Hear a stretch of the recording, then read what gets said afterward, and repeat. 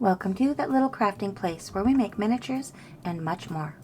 It has been very hot up here in Idaho, as it has been around the world, and then it rained here for a few days, and it's begun to clear up. I did work steadily out in the driveway making executive decisions, which we're going to see soon, but let's take a quick run to the garden. The most successful part of my garden was the pond. I think the pond developed very well. But in this heat, my roses and my other plants didn't fare super well. I had a few flowers. The roses did well for about a month and then they went away. The vegetable garden did not fare very well at all. I'm going to get new soil next spring. Among the many executive decisions I made, I decided to cut several of the solid fixed pieces into doors. I decided it was much easier to store and much easier to move for display. So where you see the brown tape, that is where the cuts were made.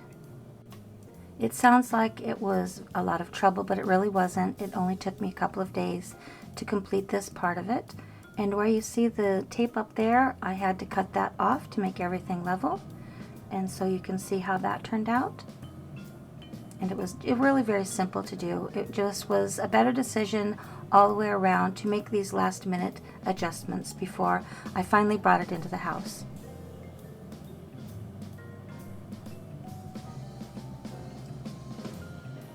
That tower, that was a little tricky, but I managed to get that finished in a couple of hours.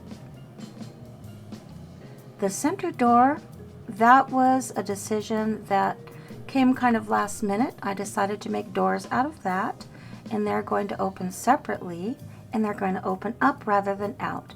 In this way, neither of the towers have to be opened if someone wants to look into the center rooms.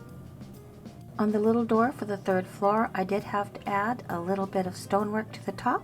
I spent a few days going around from one panel to the next, making sure everything fit quite snugly on its frame and all the doors were nice and tidy and fit together. So between holidays and summer get-togethers, this is how I spent most of my summer. But I wanted to make sure that before I brought it in the house, any changes that I wanted to make, they were going to be final changes. Cutting the doors was a very dramatic change, which I had to wait for my husband to go to the gym, because if he sees me with a saw and I'm taking something apart, he absolutely gasps. So I had to do it while he was away at the gym. But I had all the new ceilings onto everything within a couple of days, and we were back on track. And as you all know, the most time-consuming of any craft is waiting for glue, or in this case paper mache, waiting for it to dry. And I wanted to make sure it was thoroughly dry before I did start any of the touch-up paint on the stonework.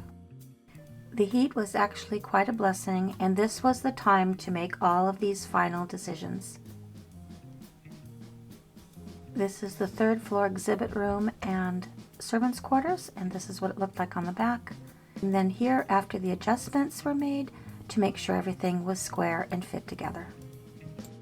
I had to make a little addition here to make sure everything was flush and square, and that was my final wall, and then it was all complete. And oh, how much I wish the work went this fast in real life, but it does not, especially when you have a family to take care of. Please forgive me for all the sawdust on the lens, but it was a very busy day sanding and finishing. The final decision that I had to make about the foundation was being able to assemble this in 7 separate pieces.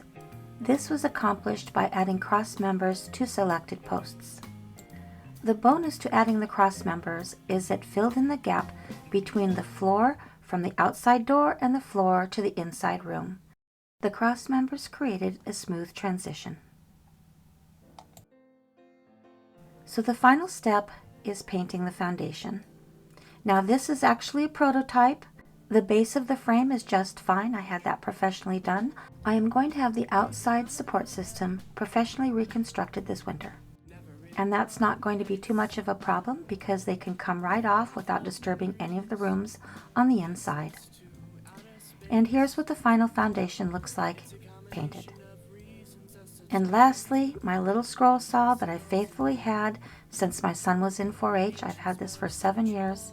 It finally gave up the ghost. My next upload will be the completion of the spiral staircase and the balcony railings for the library.